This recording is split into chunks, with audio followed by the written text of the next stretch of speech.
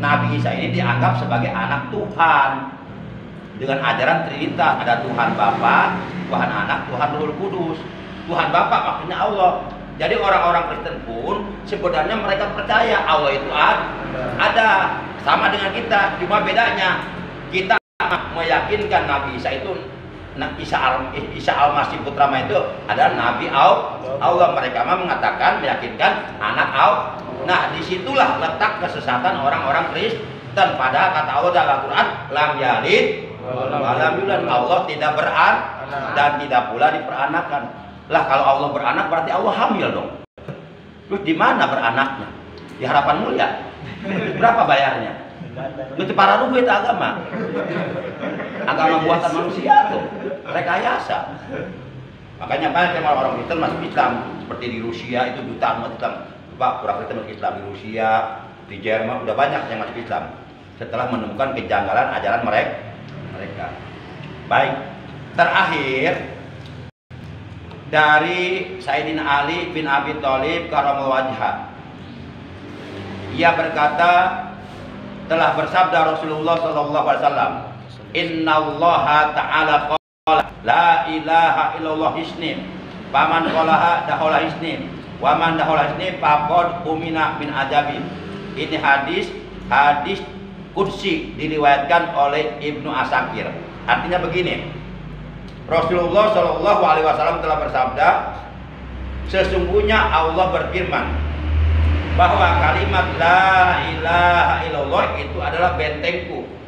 Benteng itu bahasa Arabnya hisnun, pakai h kecil, pakai son, pakai nun, hisnun. Kalau benteng Allah berarti hisnullah.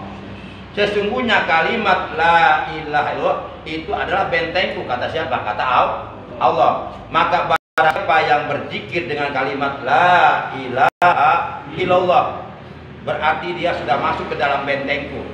Dan barang siapa yang sudah masuk ke dalam bentengku, maka dia akan diamankan, diselamatkan dari azabku, yaitu di neraka.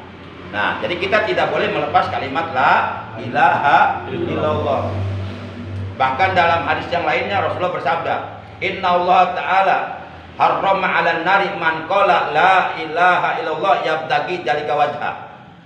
Sesungguhnya Allah Subhanahu wa taala benar-benar mengharamkan masuk ke dalam neraka, mengharamkan tubuhnya tersentuh api neraka, yaitu orang yang selalu mengucapkan kalimat la ilaha illallah. Dia ucapkan kalimat itu semata-mata karena mencari ridho Allah. Bahkan dalam hadis yang lainnya juga Rasulullah bersabda, man qala la ilaha illallah dakhala jannah. Barang siapa yang selalu berzikir kepada Allah dengan zikir la ilaha illallah khalisan muhlisan, dengan ikhlas mata-mata karena Allah, mengharap ridha Allah, dakhala jannah, dia dijamin masuk surga. Jadi orang yang di hatinya tidak ada iman, tidak ada kalimat la ilaha illallah, maka orang tersebut haram masuk surga, wajib masuk neraka. Maka alhamdulillah kita beruntung ya, beriman kepada kalimat la ilaha illallah, tidak ada Tuhan selain Allah. Nah, pertanyaannya yang terakhir, sebagai orang Islam sebaiknya berapa kali sih berzikir dengan zikir la ilaha illallah setiap selesai sholat lima waktu? Maka jawabannya sebaiknya ini kalau umpama ada yang nanya ya, kalau umpama ada yang nanya, orang Islam berzikir dengan zikir la ilaha illallah sebaiknya setiap selesai sholat lima waktu berapa kali? Jawabannya 165 kali.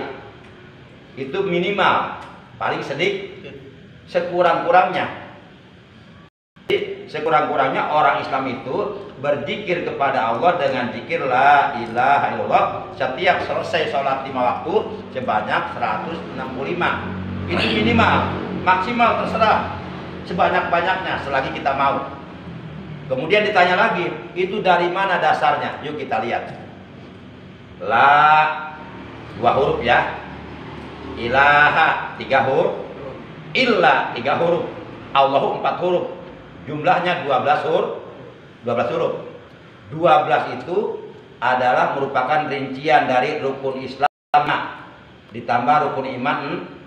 Jadi 11 tambah ihsan 1 jadi 12.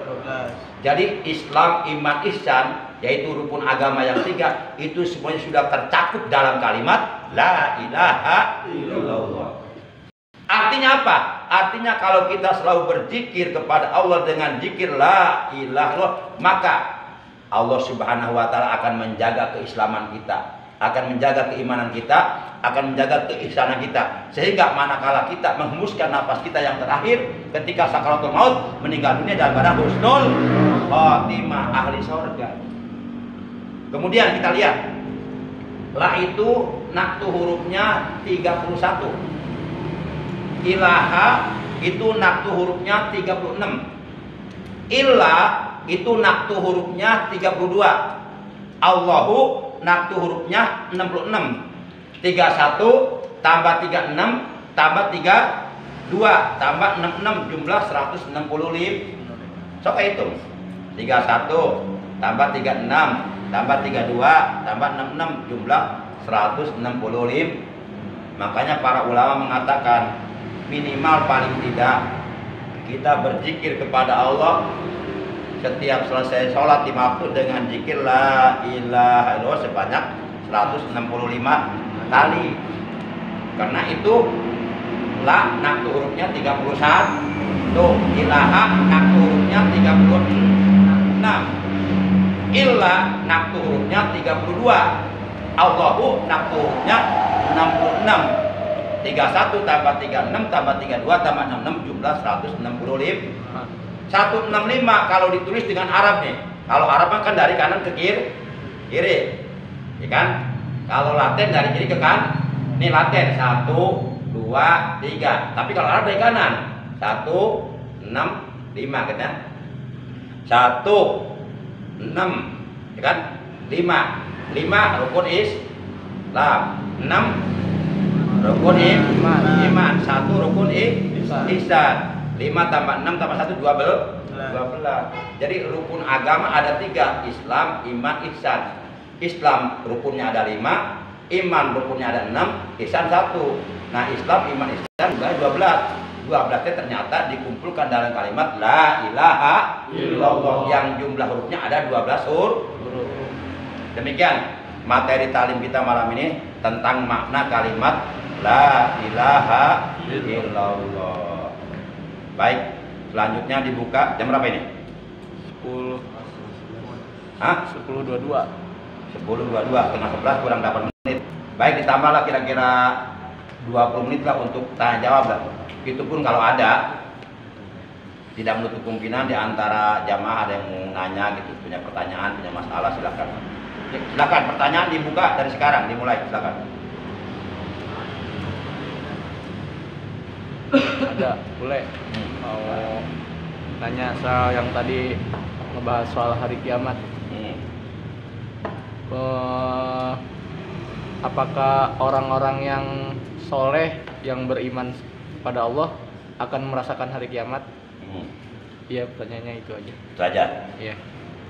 Seluruh manusia yang hidup pada hari itu pasti semuanya tanpa kecuali akan menyaksikan, akan melihat, bahkan akan merasakan bagaimana dahsyatnya hari kiamat, bagaimana huru hara yang terjadi di hari kiamat, bagaimana mengerikannya, menakutkannya hari kiamat. Semuanya akan merasakan. Yang jelas pada hari itu seluruh manusia akan mati. Bahkan seluruh malaikat pun akan mati. Malaikat yang terakhir yang belum mati pada hari ketika kiamat sudah terjadi cuma 2 orang, yaitu tinggal malaikat Israfil dan malaikat Ijrail. Selain malaikat Israfil, semuanya sudah mati. Termasuk seluruh manusia sudah mati. Tinggal 2 orang tuh, Ijrail dan Israfil. Karena ini yang 2 orang ini kan punya tugas. Ijrail mencabut nyawa. Nah, kalau yang nyambut nyawanya mati duluan, sementara si yang belum mencabut nyawanya nggak mungkin. Kemudian Israfil dia punya tugas niup sangkala, trompet. Malaikat Israfil itu tugas niup sangkalanya 2 kali. Tiupan sangkala pertama terjadinya hari kiamat, kehancuran alam dunia beserta seluruh isinya. Tiupan sangkala kedua nanti dibangkitkan kembali, seluruh manusia yang sudah mati akan dihidupkan kembali, kemudian dihalau ke padang mahsyar, dikumpulkan di padang mahsyar untuk dihisab, untuk diperhitungkan amal baik dan buruknya yang dilakukannya selama hidupnya di alam dunia. Di semuanya mati. Nah, tinggal Israfil dan Ijrail. Coba siapa dulu yang mati? Yang mungkin sangat Israfil. Ini kalau bahasa bercanda begini. Ini kata Ijrail kepada Israfil nih. Ini bahasa bercanda aja. Ini ceritanya Ijrail dan Israfil ngobrol. Karena yang lain sudah mati semua. Manusia udah mati semua. Mereka sudah mati semua. Tinggal dia berdua ngobrol nih. Kata Ijrail, Israfil, tinggal kita berdua yang belum mati nih. Ente dulu apa? Saya dulu deh. Kata Ijrail. Ya kalau bisa ente dulu Ijrail, saya belakangan. Lah kalau misalnya ente belakangan yang mati, nanti yang nyabut nyawa ente siapa? Kan saya tugasnya nyabut nyawa. Oh iya ya. Berarti saya dulu ya Ijrail ya. Iya, ente dulu yang mati. Dicabut tuh nyawanya malaikat Israfil oleh Ijrail. Tinggal berapa orang? Satu Ijrail. Ijrail ditegur sama Allah. Hei Ijrail, kamu pun adalah makhluk ciptaanku. Selain aku, semuanya mati. Yang tidak mati hanya aku, kata Allah. Kamu harus mati. Gimana? Nyabut nyawa sorangan sih ya. Bunuh diri.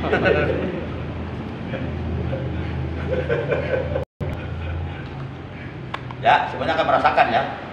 Tapi nanti dibangkitkan itu sesuai amalnya masing-masing. Kalau orang soleh dibangkitkannya dalam keadaan pokoknya bercahaya wajahnya.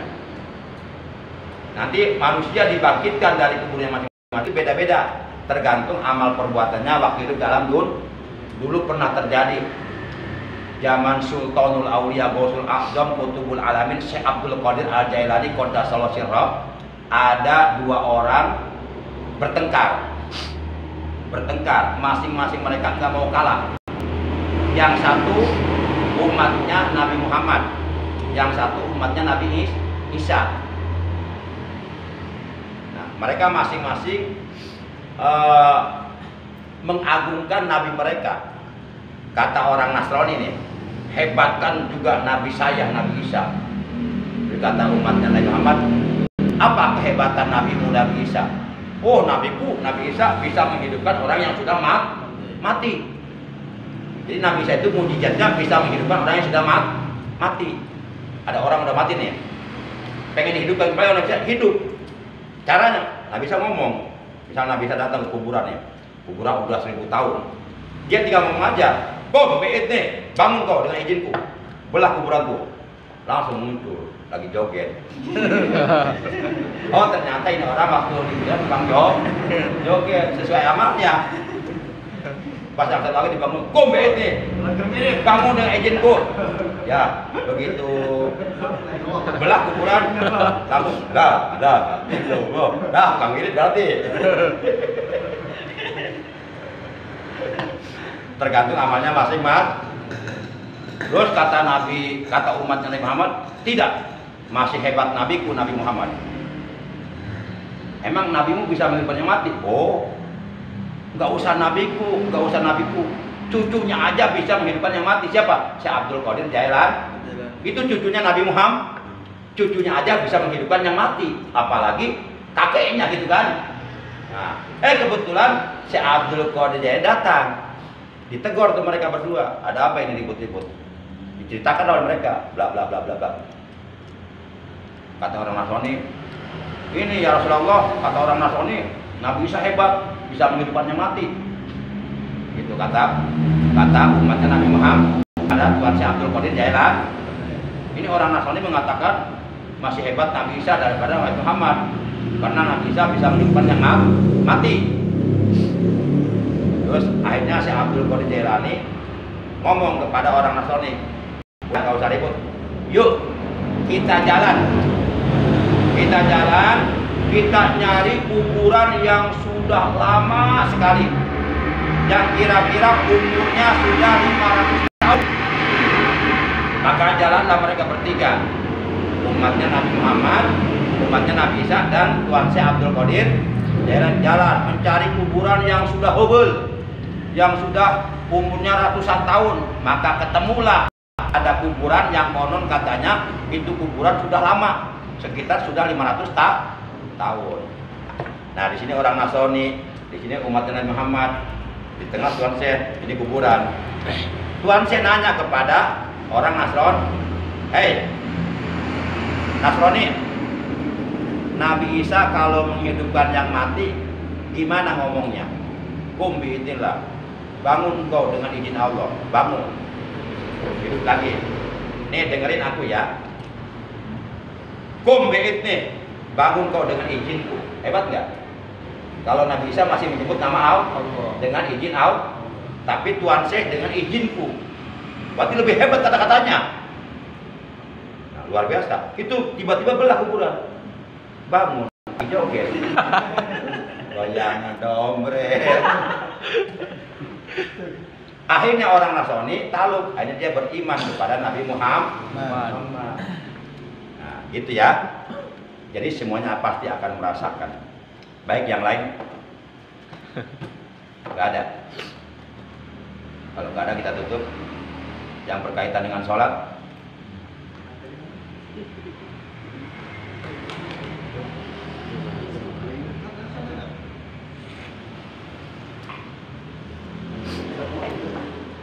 Ustaz, kan kata Allah, Allah menciptakan orang berpasang-pasangan. Ya.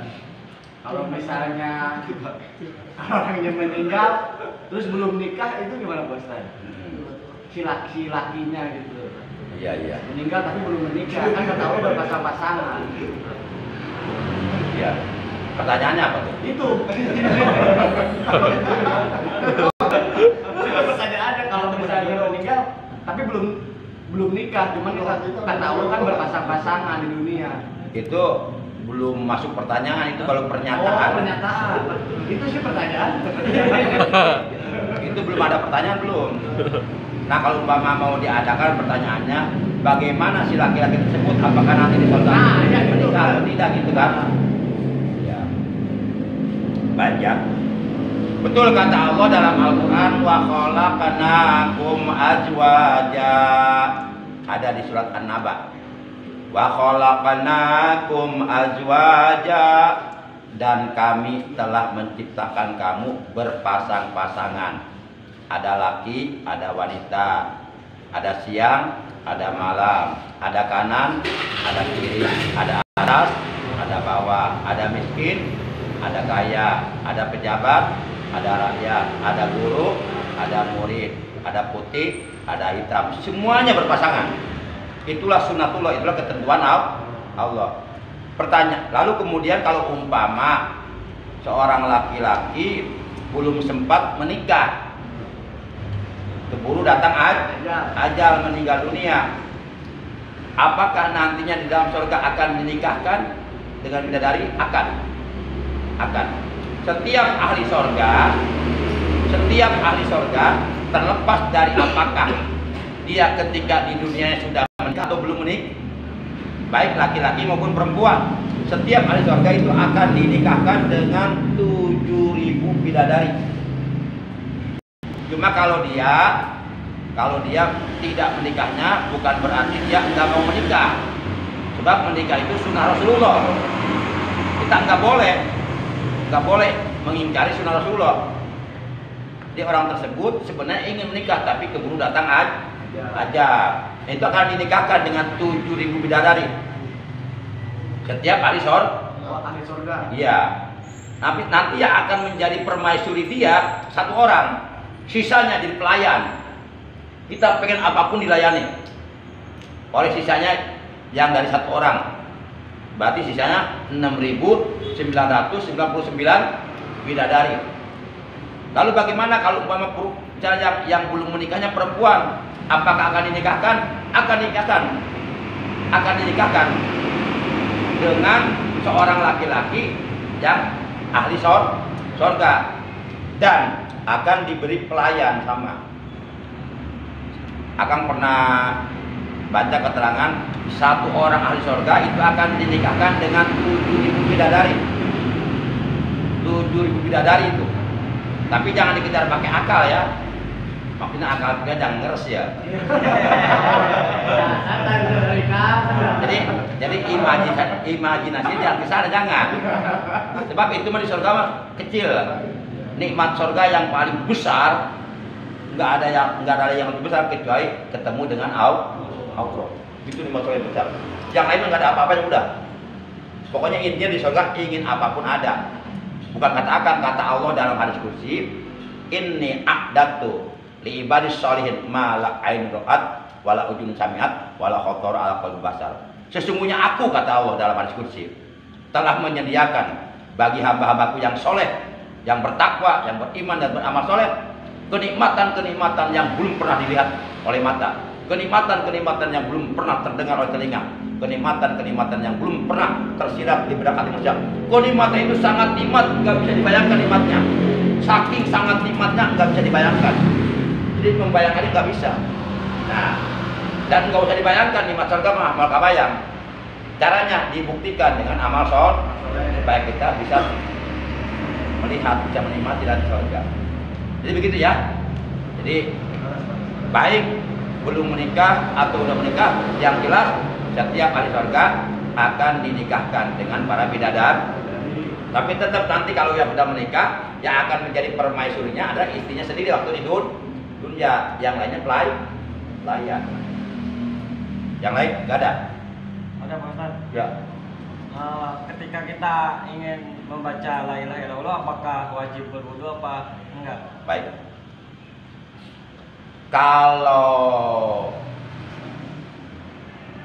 Kalau kita belum masuk thariqah, itu enggak disyaratkan berzikir dengan ucapan la ilaha illallah, enggak disyaratkan punya wudu.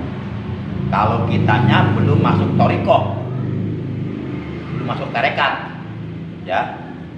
Tapi kalau yang sudah masuk thariqah, itu oleh guru mursyidnya disyaratkan ketika akan melakukan zikir la ilaha illallah harus punya wudu. Nah, seperti apa ini? Sandi kan belum masuk thariqah ya. Boleh. Kalau belum masuk thariqah, walaupun dalam keadaan tidak punya wudu, silahkan perbanyak zikir la ilaha illallah. Kalau akan sudah masuk thariqah, maka ketika akan mau berzikir kalimat tersebut akan harus punya wudu. Sebab itu diajarkan oleh guru muslim seperti itu. Ya. Tapi sebenarnya kalau menurut hukum Islam, berzikir itu enggak mesti punya wudu, kecuali kita mau sholat wajib punya wudu, atau kita mau memegang Al-Qur'an. Membaca Quran pun boleh nggak punya wudu, asalkan Al-Qur'annya jangan dipegang. Seperti kita tadi baca Fatihah kan, ya kan, membuka pengajian dengan baca Fatihah itu Quran bukan? Quran. Tapi banyak kan yang berwudu kan? Boleh. Membaca Quran nggak punya wudu boleh. Cuma lebih afdol, lebih besar pahalanya kalau kita baca Quran atau berzikir dalam keadaan punya wudu. Itu lebih afdol, lebih besar pahalanya, lebih utama. Gitu ya. Yang lain nggak ada. Ayo. Pernah kan kita pernah antara sholat, tapi pernah arek sholat dan niat, tapi pada kudu maca ilahan apa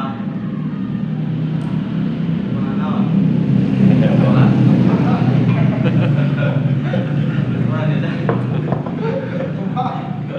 orang pernah baheula teh juga antara sholat arek sholat tadi tapi biasanya sampai ta ngajun wae la ilaha illallah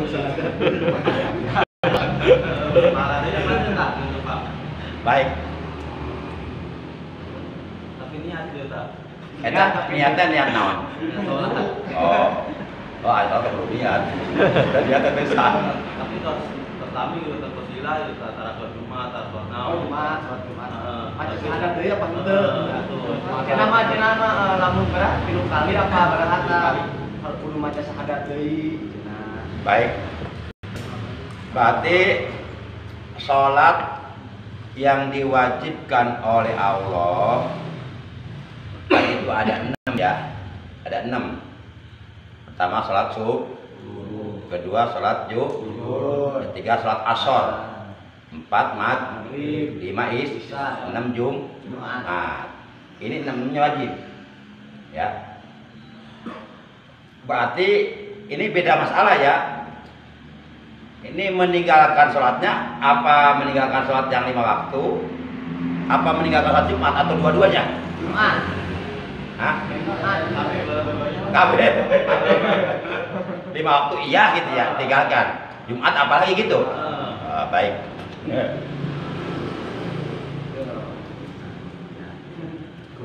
Pertama terkait sholat Jumat dulu ya. Ada hadis menjelaskan kepada kita man taroka salasa jumain la tuqbalu sahadatuhu. Artinya begini, barang siapa orang Islam meninggalkan kewajiban sholat Jumat secara sengaja tanpa adanya alasan yang bisa ditolerir oleh hukum agama, dia tinggalkan kewajiban sholat Jumat secara sengaja hanya karena malas atau hanya karena memperturutkan hawa nafsu atau hanya karena mengutamakan urusan dunia, sehingga dia berani meninggalkan sholat Jumat 3 kali berturut-turut. Tolong di garis bawahi, 3 kali berturut. Jumat pertama enggak, Jumat kedua enggak, Jumat ketiga enggak. Kata Nabi, la tuqbalu sahadatuhu, maka tidak diterima oleh Allah syahadatnya. Jadi syahadatnya batal, berarti keluar dari agama Islam. Berarti wajib syahadat ini. Kalau kita berani secara sengaja tanpa adanya ujur syar'i berani meninggalkan kewajiban sholat Jumat 3 kali berturut-turut, maka syahadat yang pernah kita ucapkan itu ditolak oleh Allah. Artinya syahadatnya batal. Kalau syahadatnya batal berarti kudu syahadat seperti kita berwudu kemudian kentut, batal nggak wudu ya? Batal. Berarti harus wudu lagi, sama seperti itu. Nah, adapun terkait sholat 5 waktu nih ya, tadi sholat Jumat. Lalu bagaimana kalau umpama meninggalkan sholat Jumatnya enggak sampai 3 kali berturut-turut, cuma hanya 1 kali misalnya. Nah, kalau orang Islam meninggalkan kewajiban sholat Jumat 1 kali dengan sengaja tanpa adanya ujur, maka dia diperintahkan oleh agama untuk bersodakoh 1 dinar. Kalau enggak punya 1 dinar, setengah dinar.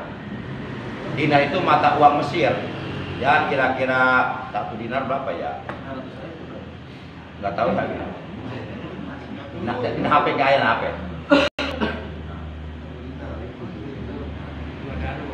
Sekarang terkait sholat 5 waktu nih. Sebenarnya kemarin sudah dibahas ya. Kemarin hadir nggak? Kan orang Islam dalam hal meninggalkan sholat yang 5 waktu terbagi dua. Ada orang-orang Islam meninggalkan sholat 5 waktu ya dengan disengaja, tapi hatinya meyakini, hatinya mengakui bahwa sholat itu wajib. Maka orang Islam seperti ini dia durhaka kepada Allah. Berarti dia punya hutang kepada Allah yang wajib dibayar nanti di akhirat. Di akhirat pakai sholat nggak bisa. Di akhirat sholat itu berlaku. Nah, cara dibayarnya ya neraka, dibayarnya 500 tahun 1 waktu, dibayar ke neraka. Jadi kita di akhirat mah nggak bisa membayar sholat dengan sholat. Kita diperintah sholat itu di dunia, di akhirat tuh tinggal menerima balasan dari apa yang kita lakukan di dunia, gitu. Nah, dan orang tersebut tetap wajib disolatkan, wajib dimandiin, wajib dikafani, wajib sholatkan, wajib dikubur. Nah, walaupun dia meninggalkan sholat, karena dia hatinya masih meyakini, masih mengakui bahwa sholat 5 waktu itu adalah wajib. Jadi tetap dia mati sebagai orang Islam. Cuma dia meninggalkan sholat selama sekian lamanya, itu berarti hutang kepada Allah, wajib dibayar di akhirat. Di akhirat bayarnya bukan pakai sholat. Di akhirat mah nggak ada sholat. Perintah sholat itu diberlakukan di dunia, maka dibayarnya badan kita dibakar di neraka oleh Allah nanti. Cara membayarnya gitu. Siap tidak dibakar? Siap kan kira-kira? Siap lah mun sedenara ateismenya. Tapi kira-kira ateis panas ya. Gua enggak anggap kira. Yang kedua, satu lagi. Yang kedua, ada orang-orang Islam meninggalkan sholat lima waktu, di samping karena malas, di samping karena memperturutkan hawa nafsu, di samping karena lebih mengutamakan kesenangan dunia, akan tetapi juga hatinya ingkar, hatinya menolak terhadap kewajiban sholat. Maka orang Islam seperti ini kalau matinya bukan sebagai orang Islam, tapi mati sebagai orang kafir. Oleh karena matinya sebagai orang kafir, maka jenazahnya nggak wajib dimandiin, kita mandi sorangan deh, nggak wajib dikapani, kita pakai kain kapal sorangan deh, nggak wajib dikuburin, ya nggak wajib disolatkan, kita sholat sorangan deh, kayak gitu. Itu udah pandian, cebur kan, kasih burung. Nah, kalau hatinya ingkar, nah ini penting. Ini kita lagi ngaji supaya kita paham karena hukum. Ya silakan Pian. Balik lagi ke Jumatan. Kan tadi keluar dari Islam yang enggak syahadatnya itu harus dituntun apa syahadat sendiri, Bos? Oh ya. Ya. Tadi dikatakan orang Islam yang meninggalkan kewajiban sholat Jumat 3 kali berturut-turut, maka syahadatnya ditolak oleh Allah. Maksudnya syahadatnya batal. Kalau syahadatnya batal berarti supaya dia kembali lagi menjadi Islam harus bersyahadat lagi. Enggak mesti dituntun. Ucapannya sendiri. Cuma bagusnya ada yang menyaksikan. Apakah teman atau orang tua atau akang, silakan. Kang ada yang Islam deh.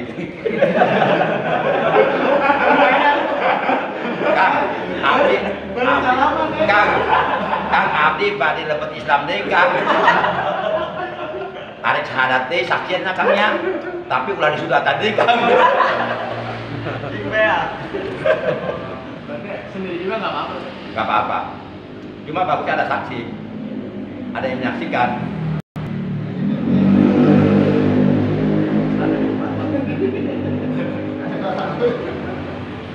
Tapi masalahnya itu Jumat yang praktikal itu hutang ke Allah. Nih, Akang nanya, baik nanya nih. Kalau kita punya hutang, misalnya Pian punya hutang ke Akang, wajib bayar nggak? Wajib. Itu hutang kepada manusia, apalagi hutang kepada Allah. Kalau Pian punya hutang ke Akang, kemudian Piannya keburu mati, belum sempat terbayar hutangnya, keburu mati, maka nanti tetap Pian wajib bayar hutang ke Akang di akhirat. Sementara kan Pian meninggal dunia nggak bawa duit kan? Nah di sana bayarnya bukan pakai duit, di sana duit juga berlaku. Pakai amal Pian, amal ibadah Pian sekian tahun dipakai bayar hutang ke Akang. Ternyata belum lunas, masih ada sisa. Dosa Akang dikapiankeun. Kan untung Bang, Akang untung. Gitu. Berarti yang minjem duit tolong bayar benernya. Kita boleh minjem duit gitu kan. Tapi kesel. Terus pinjemkan duit, udah kan udah bayar. Sebenarnya mah halus gak orang Kang. Betul. Tapi orang kesel dibayar. Kita berarti lamun masih kena aya rasa kesel, berarti kudu ngaji bab ikhlas. Berarti kan bisa ikhlas. Enggak, tenang aja kan kating. Ieu we antepkeun teh lagi. Tapi ngomong hati kayak kurang tagi di akhirat sih. Wajib ditagi teh Kang. Oh, wajib. Wajib ya. Wajib. Walaupun kita nggak nagih, tetap nanti Allah yang menghukumi. Kamu punya utang ke si A, kamu harus bayar. Saya pakai amal kamu gitu. Maksudnya di dunia. Oh, di dunia. Kita wajib nagih, wajib miskin. Oh, wajib. Orang yang menghutangkan kepada orang yang berpiutang itu wajib nagih. Minimal paling tidak mengingatkan. Kalau sekali 2 kali ditagih nggak bayar juga, padahal orang tersebut punya kemampuan untuk melunasinya, ya udah, berarti memang udah dia udah punya niat, nggak mau bayar, ya udah kita tagih di akhirat itu. padahal kita cuma mengingatkan ya supaya dia nggak. Iya, kita nagih dasar. Iya, kita nagih dasarnya sayang sama dia. Sayang. Jadi kiwe nagih atur. Mane arek hayang ditagih kurang di dunia apa di akhirat gitu.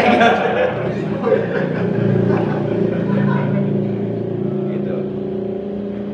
Nanti bayar saya pakai amal. Apalagi utang kepada Allah. Kamu utang online tuh apa? Utang online. Pinjol. Utang ke online. Online banyak kan, kotak online itu pinjaman online. Cuman kurang tuh dibayar. Tetap utang.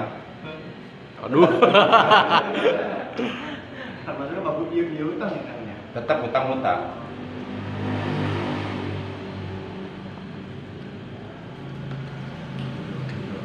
Baik, oleh karena sudah larut malam, kalau memang nggak ada lagi pertanyaan, makanya gini, ada harus mengatakan ruhnya seorang hamba mu'allakun bainas samai wal ardi hatta yu'addiya dainahu. Ruh seorang hamba itu akan bergantung di antara langit dan bumi sampai hutangnya dilunasi. Jadi maksudnya orang yang meninggal dunia membawa hutang, dia punya hutang nggak cepat terbayar, itu jadi ruhnya belum diterima oleh Allah. Bergantung di antara langit dan bumi. Makanya dalam Quran kita punya hutang sekecil apapun ditulis. Kalau umpama kita nggak ada kemampuan untuk membayar, memang kita keadaannya miskin atau fakir, ya kita minta ridhonya kepada yang bersangkutan. Jangan sampai mati membawa hutang. Itu kepada manusia, apalagi kepada Allah. Berat. Bisa-bisa kita mau masuk surga nggak jadi gara-gara punya hutang. Itu yang disebut muflis. Rasulullah pernah bertanya, atadrunal muflis? Wahai para sahabatku, tahukah kalian orang yang muflis, orang yang bangkrut di akhirat? Sahabat jawabannya beda-beda. Ada yang menjawab, orang bangkrut itu orang yang usahanya bangpak. Bangkrut pokoknya mah. Orang bangkrut itu orang yang punya uang, orang yang nggak punya uang kere, minta-minta pengemis. Kata Rasul bukan itu. Orang bangkrut di akhirat adalah orang yang datang menghadap Allah dengan sholatnya, dengan puasanya, dengan zakatnya, dengan kurbannya, dengan baca Qur'annya, dengan zikirnya, dengan ibadahnya, tapi dia pernah menjolimi orang lain, sehingga kebaikan-kebaikan yang pernah dilakukannya habis digunakan untuk membayar kezalimannya kepada orang lain. Hanya dia bangkrut, termasuk hutang. Kebaikan yang kita lakukan habis dipakai bayar hutang kepada orang tersebut. Jadi jangan dianggap sepele masalah hutang ya. Nah, itulah kita dan hikmahnya ngaji supaya kita paham. Jadi kalau paham kan kita hati-hati ya. Jadi nggak inilah. Nggak ada lagi, udah tutup. Hah? Cukup ya? Baik. Jamaah rutinan Pemuda Alamin atau rudal, malam ini pengajian cukup. Insya Allah malam Kamis yang akan datang kita lanjutkan materinya, yaitu materi pasal keempat ya. Pasal keempat tentang ciri-ciri balik, tentang tanda-tanda balik. Jadi dalam kitab Safinah Derajat, pasal pertama menerangkan tentang rukun Islam, sudah dibahas tuh. Pasal kedua menerangkan tentang rukun iman, sudah dibahas. Pasal ketiga menerangkan tentang makna kalimat la ilaha illallah. Nanti malam depan kita bahas pasal keempat tentang alamatul bulugi, tentang tanda-tanda balik. Ya, baik.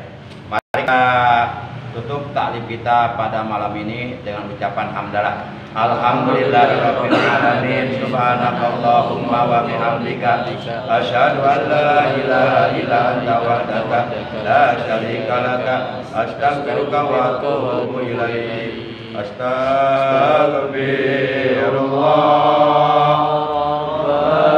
Baraya astaghfirullah minal khotoya astaghfirullah. Baraya astaghfirullah minal khotoya astaghfirullah. Rabbal baraya astaghfirullah minal khotoya. Ya Rasulullah,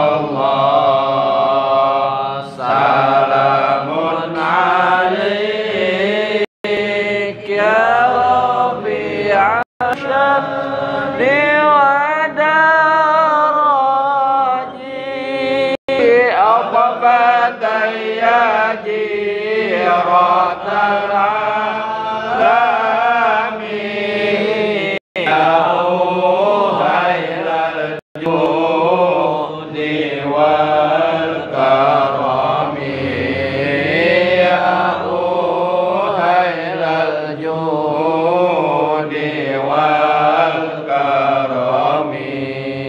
Rabbi fa'fana bi barakatihi wa dinal husna bi hurmatihim wa amitna bi tariqatihim wa mu'afatihim minal fitani wa mu'afatihim minal fitani. Allahumma ighfir lana wa li walidayna warhamhuma kama rabbayana shighara wa li jami'il muslimina wal muslimat wal mu'minina wal mu'minatil ahya'i minhum wal amwat. Allahumma ahlik man fi halaqi saral islam wal muslimin. Amin. Allahumma sallimna wal muslimin. Amin. Wal mujahidina fi sabilillah wal habaib wal ulama warasatil anbiya fi Indonesia sallimhum wansur min syarril zalimin wal munafiqin wa ahlik man dhalama halakan ajilan bi izzatika innaka ala kulli syai'in qadir. Rabbana zidna ilman nafi'a ma'al hidayah. Rabbana zidna ilman nafi'a ma'al barakat.